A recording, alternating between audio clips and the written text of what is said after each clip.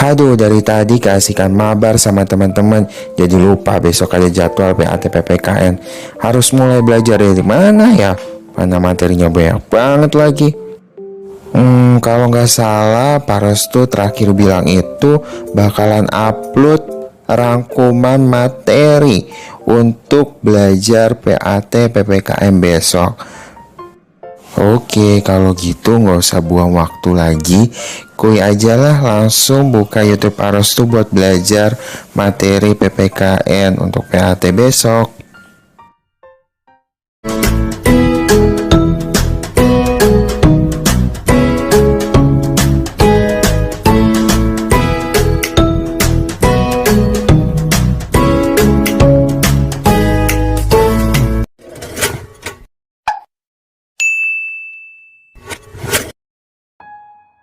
Assalamualaikum, halo anak-anak semuanya. Semoga semuanya sehat selalu ya.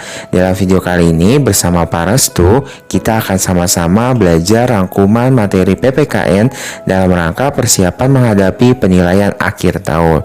Maka dari itu, simak baik-baik ya materi yang ada di dalam video kali ini supaya nanti saat PAT bisa mengerjakan soal-soalnya dengan mudah dan juga lancar. So, kita mulai aja ya pembahasan rangkuman materi PPKN-nya.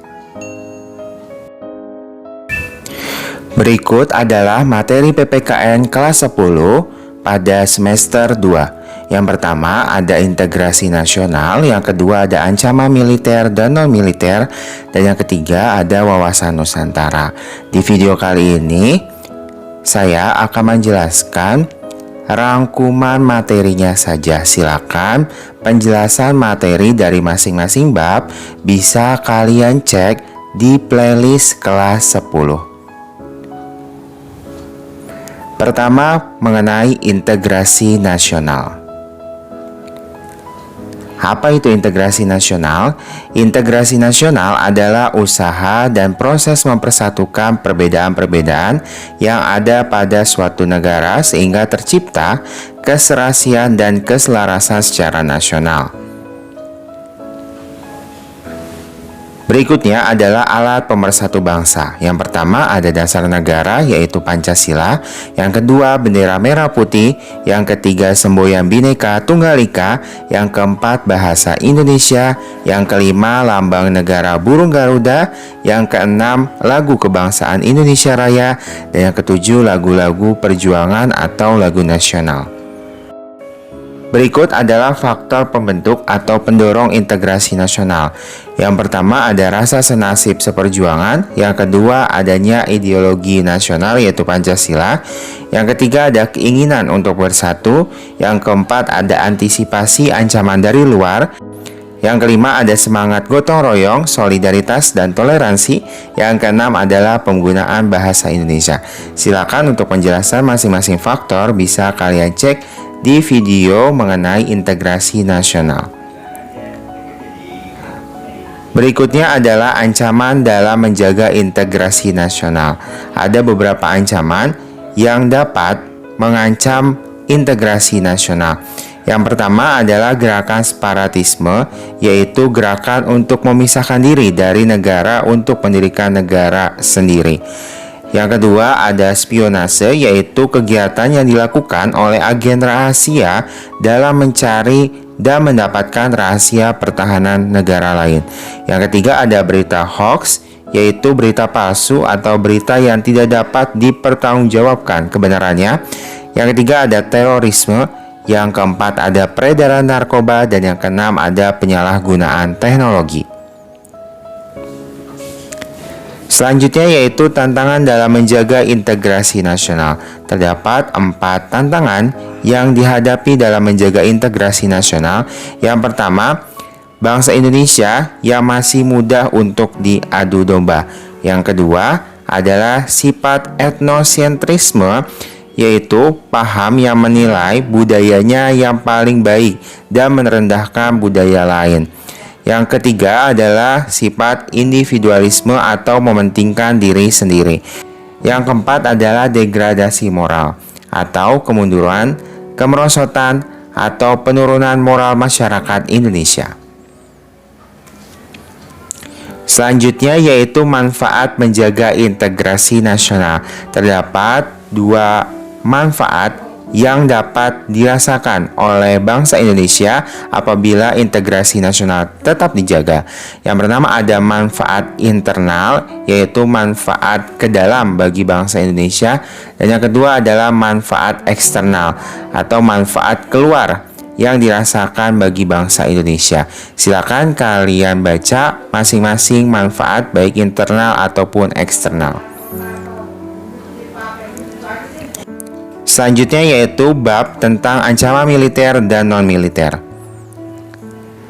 Kita mulai dari ancaman militer dari dalam negeri. Terdapat beberapa ancaman militer dari dalam negeri, yaitu ada pemberontakan bersenjata, ada konflik horizontal, ada aksi teror bersenjata, dan terakhir ada gerakan separatisme. Silakan untuk penjelasannya bisa kalian cek di video tentang ancaman militer dan non-militer. Berikutnya ada ancaman militer dari luar negeri. Yang pertama ada sabotase, yang kedua ada pelanggaran batas wilayah, yang ketiga ada spionase, dan yang keempat ada agresi militer. Sama, silakan kalian cek penjelasannya di video tentang ancaman militer dan non-militer.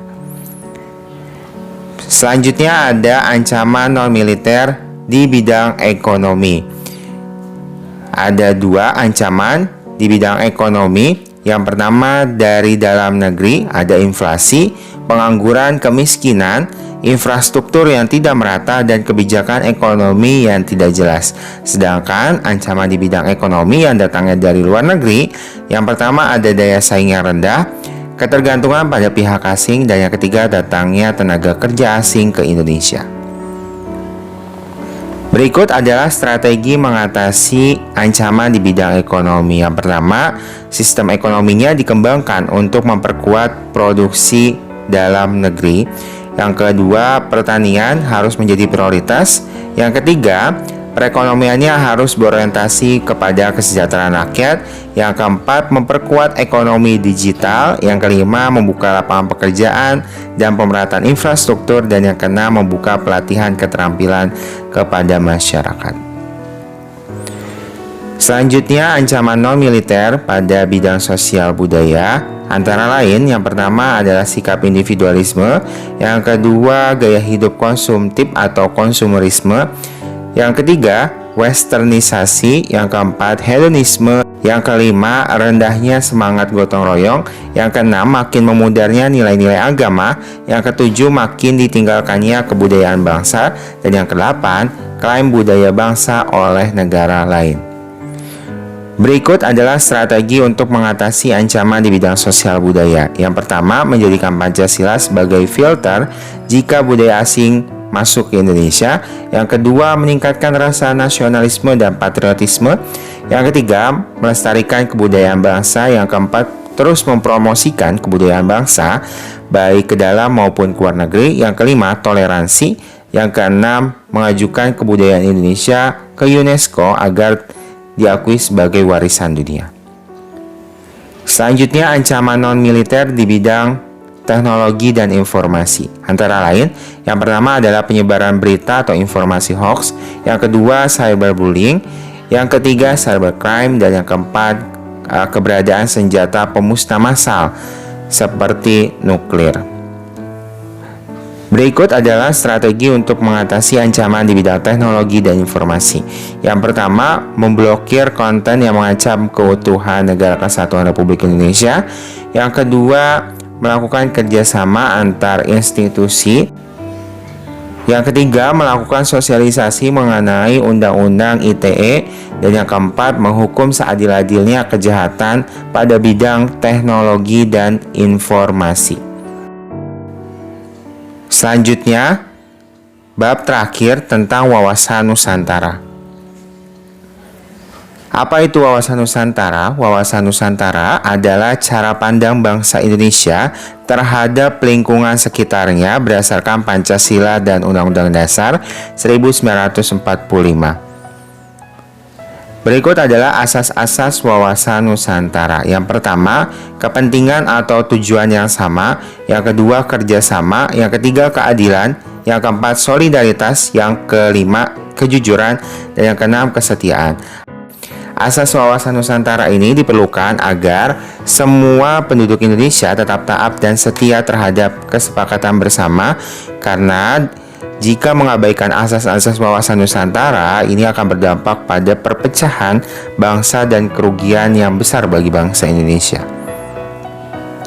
Selanjutnya, peran wawasan Nusantara. Yang pertama, mewujudkan serta memelihara persatuan dan kesatuan yang serasi selaras dalam segenap aspek kehidupan nasional.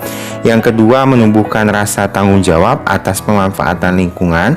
Yang ketiga, menegakkan kekuasaan guna melindungi kepentingan nasional.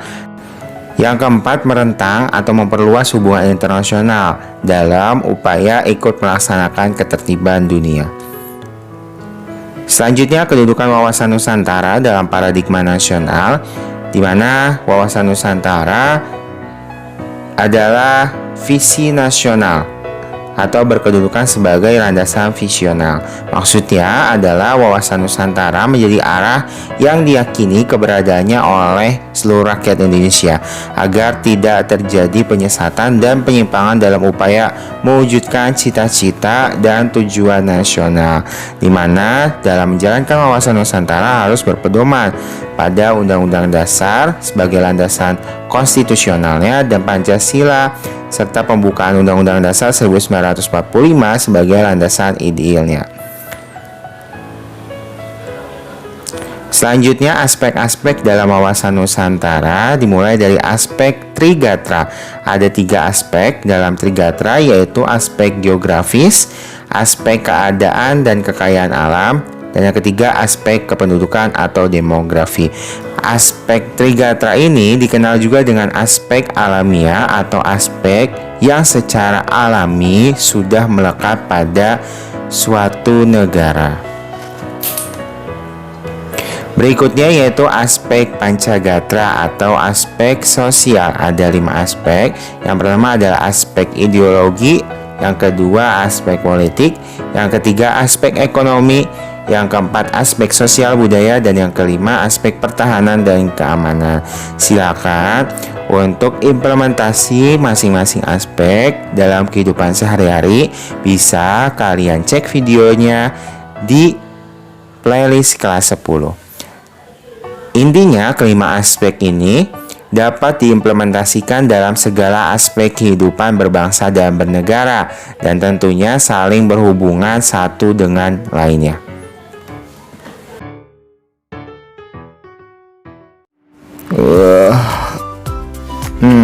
Ngantuk ya ngedengerin penjelasannya Pak Restu. Tenang aja, pembahasannya udah selesai kok. Pak Restu mengucapkan terima kasih ya buat kalian yang telah menonton video kali ini. Semoga video pembahasan kali ini bisa bermanfaat dan penilaian akhir tahun kalian diberikan kelancaran dan juga kemudahan, dan tentunya bisa mendapatkan nilai yang terbaik. Amin. Terima kasih. Wassalamualaikum warahmatullahi wabarakatuh. Bye-bye.